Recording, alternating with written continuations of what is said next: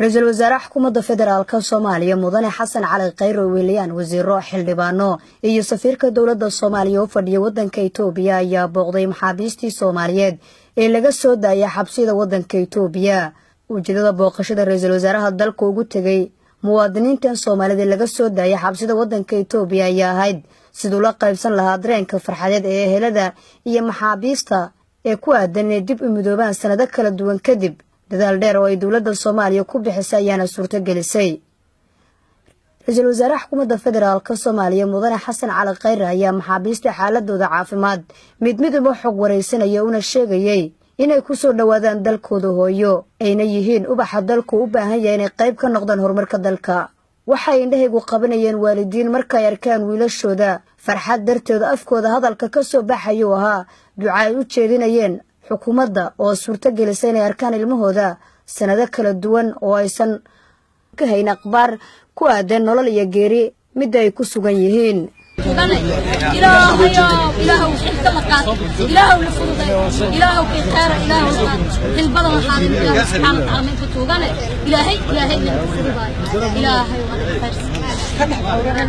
maxaabiistan ayaa dhammaantood ahaa dhalinyaro marka laga reebo 4 oday waxaana ku jiray oo indhahaygu qabanayeen wiil daadiisa aan ku qiyaasay 20 jir isla markaana lagu xukumay xabsi 20 sano ah ha yeeshee ka qaatay muddo 4 sano ah waa kuwan qaar ka mid ah maxaabiistii laga soo daayay xabsiyada Itoobiya oo la hadlay warbaahinta dawladda ka codsaday inay u sameeyso shaqo abuur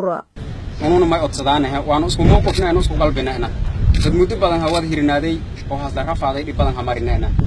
dalka hooya iyo may ogaanayeen dawlad wali aad ka dhonga ogaani markuu may codsadayeen ani shaqo abuurnayn sameeya oo dawladdaana ku codsadayeen ani shaqaalay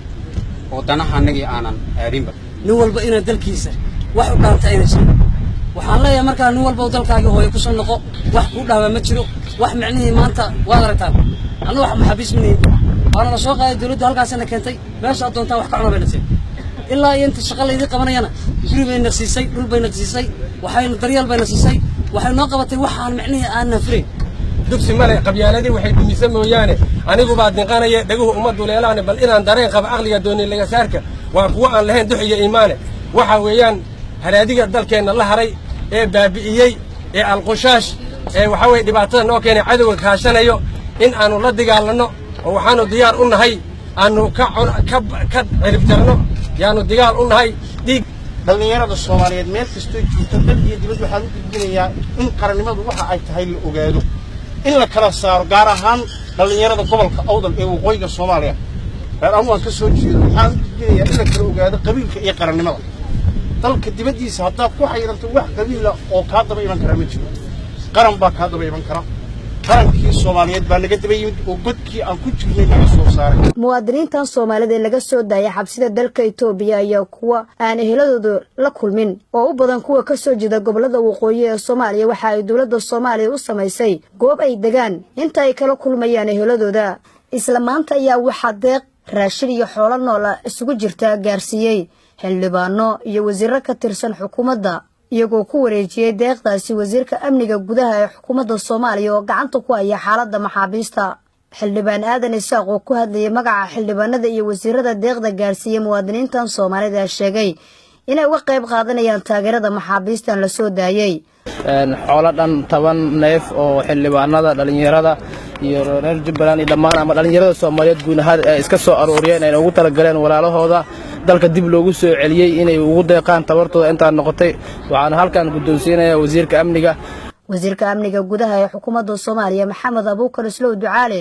ayaa ugu baaqay mas'uuliyiinta kale ee dawladda inay ku daysadaan xildhibaanadan ay qayb ka noqdaan taageerada ballaaran ee loo sameeyo muwaadiniinta Soomaaliyeed laga soo daayay xabsida wadanka Itoobiya waa mahadsantahay xildhibaan aadan iyo wasiirka xanaanada xoolaha wasiiradeeda Maryan Dekadaha iyo xildhibaan Farxiyo waa mahadsan yihiin waan ugu mahadcelinayna waxaan ka rajaynayaa xildhibaanada kale wasiirada kale inay ku daydaan Nasr Bashiir Cali warbaahinta qaranka magaalada Muqdisho.